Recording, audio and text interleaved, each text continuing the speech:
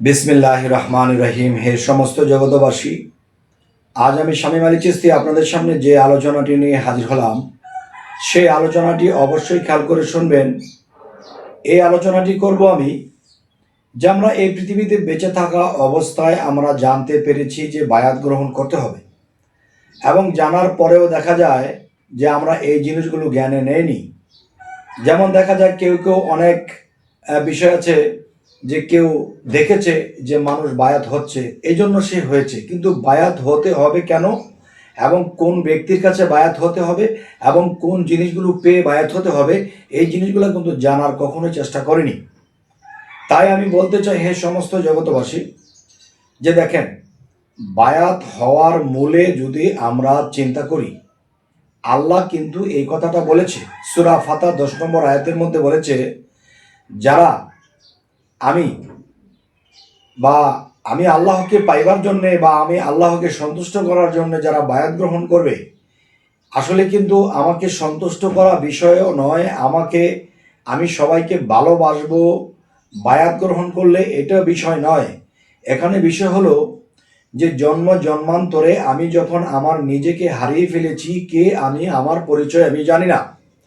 তাই সেটা জানার জন্যে আমি কার কাছে যাব? মুর্শিদের কাছে যাব।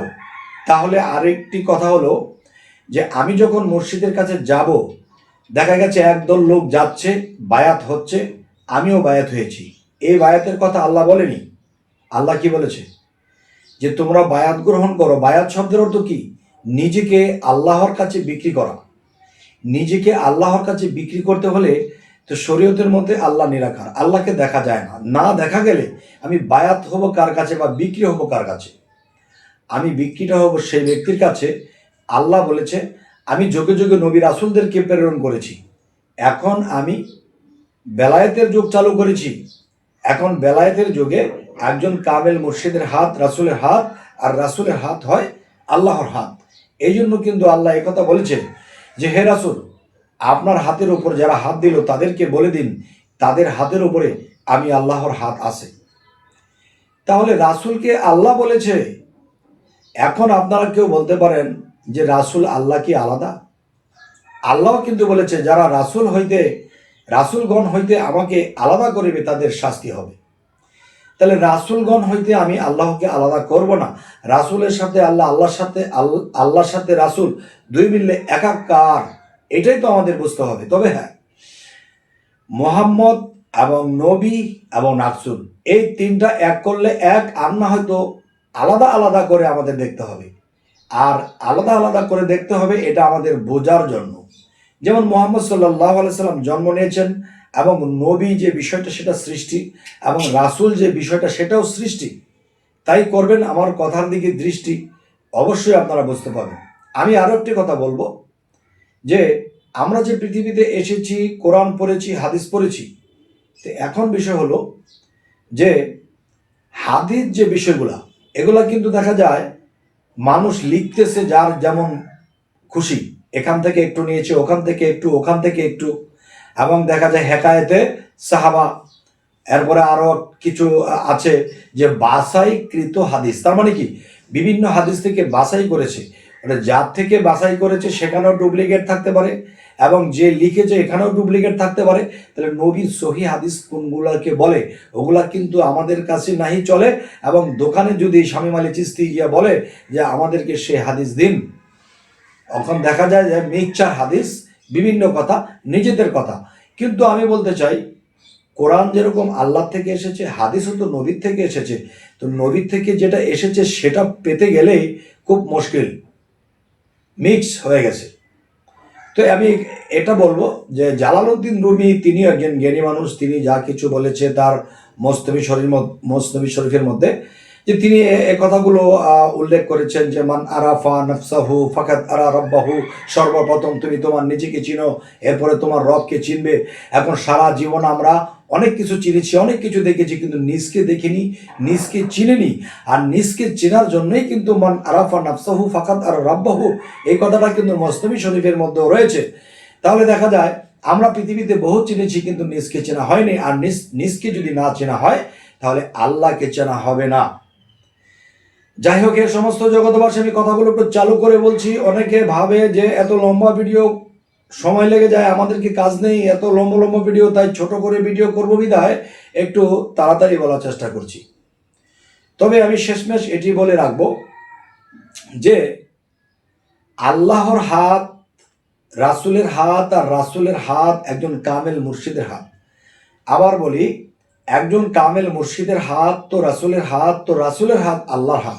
তো তিনটা হাত যদি একটা হাত হয়, তাহলে আল্লাহ কিন্তু বলেছে সূরা ফাতার মধ্যে, তোমরা যারা আমার রাসূলের হাতে হাত দিয়েছো, তো মনে করো তোমরা আমি আল্লাহর হাতে হাত দিয়েছো। তাহলে আল্লাহর হাত যদি আমি মনে করতে হয়, তাহলে তার সেই মুর্শিদের সাথে কিন্তু আল্লাহর কানেক্ট থাকতে হবে। শুধু তত্ত্ব কথা বলছি, দেহতত্ত্ব কথা বলছি, এমুক জায়গায় এটা, এমুক জায়গায় সেটা, এই সেই বিষয় দরকার নেই। সর্বপ্রথম জানতে হবে আমি কে। আমি যখন জানবো, তখনই কিন্তু আমি নিজকে চিনব, তখনই আমি আমার রবকে চিনব। হে আমার রব, তুমি তো সব, শুধু পৃথিবীতে থেকে শুধু করতেছি কাপ কাপ। তাই বলবো, হে সমস্ত জগতবাসী, যে আমি এতটুকু অনুরোধের সাথে, ভক্তির সাথে আমি আপনাদেরকে বলবো, সেটি হলো, দেখেন, যে সর্বপ্রথমই আমরা দেখা যায় কোরআন অনুসারে বায়াত গ্রহণ করতে হবে।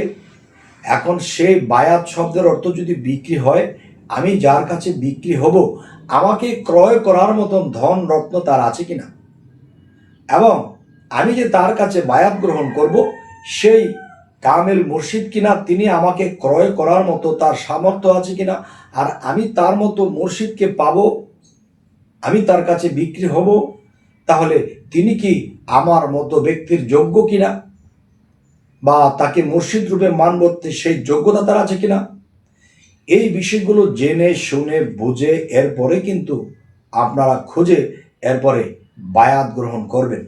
তবে শর্টকাটে আমি আরো একটি কথা বলে রেখে দিতে চাই, যে দেখেন, একটি কথা আছে, মহাবিশ্ব ব্রহ্মাণ্ডে যাহা কিছু আছে তা আছে এই মানব বাণ্ডে। শুনেছি, শোনা পর্যন্ত শেষ, কিন্তু না বাবা, আমার মধ্যে আমি, সেটা কোথায় থাকে, কোথায় লেখা আছে, তা আরবি অক্ষরে লেখা। এবং দেখা যায় আমার মধ্যে শয়তান আছে, সেই শয়তান আমার মধ্যে কোথায়, সেটাও কিন্তু আমার দেখতে হবে, জানতে হবে, যে এমুক জায়গায় শয়তান বসা আছে, আর আপনার মানব দেহের মধ্যে শয়তানের নামের ইঙ্গিতটা রয়ে গেছে। এবং ফেরেশতা সকল আছে আমার মধ্যে, কোথায় বসে মানুষের আকৃতি গঠন করছে, আমার মধ্যে কোথায় বসে ফেরেশতারা কি ডিউটি করছে। এবং এই মাথা হইতে পাতা পর্যন্ত এমন একটা ক্যাটাগরি আল্লাহ সৃষ্টি করে দিয়েছেন, যে এই পৃথিবীতে এমন কারো সাধ্য এখন হয়নি, আর হবে কিনা জানি না। তবে এই মাথা হইতে পাতা পর্যন্ত যে কারিগরি আছে, এটা কেউ তৈরি করতে পারবে না। দেখবেন মানুষের রবট বানায়, তবুও কিন্তু মানুষই চালায়। কিন্তু আপনাকে আমাকে কে চালাচ্ছে, তাকে কি কখনো দেখেছেন? তাই সূরা সাফফাত, সূরা ইনসিরার মধ্যে আল্লাহ বলেছে, যারা আমার পথে সাধনায় আত্মনিয়োগ করে, তাকে আমি পরিচালনা করব। আপনাকেও আল্লাহ চালাবে, পরিচালনা করবে।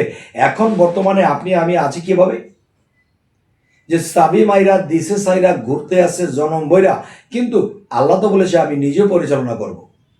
যেমন রোবটকে চালায়, এটা করো, সেটা করো, এদিকে যাও, সেদিকে যাও, ঠিক আল্লাহ যেদিন আপনাকে পরিচালনা করতে শুরু করবে, তখন দেখবেন যে আপনাকেও যেদিকে যেতে বলে যাচ্ছেন, যেটা করতে বলছে করছেন, তখনই আপনি তার আয়ত্তধীন হয়েছেন, আপনার আর চিন্তা নেই। আর আল্লাহ কোরআন এটিও বলেছে, আমার বন্ধুদের কোনো ভয় নেই, তারা কখনো চিন্তিতও হবে না। যাই হোক, এ সমস্ত জগৎবাসী, আজকে যে আলোচনাটি করলাম, বিভিন্ন মিক্স দিয়ে কথা বলার চেষ্টা করলাম, তো আপনাদের কাছে কেমন লাগলো? যদি ভালো লাগে আলহামদুলিল্লাহ, যদি খারাপ লাগে তবু জানাবেন। আরেকটি কথা বলে দেব, সেই কথাটি হলো কি, মানুষ যখন একজন কামিল মুর্শিদকে না পাবে, না ধরবে, সে পথভ্রষ্ট, সে যত বড় আলেম হোক। এটা কিন্তু আল্লাহ বলেছে। যাই হোক, যারা আমার চ্যানেলে নতুন আছেন, অবশ্যই সাবস্ক্রাইব করে নেবেন। সকলেই ভালো থাকবেন। আল্লাহ হাফিজ।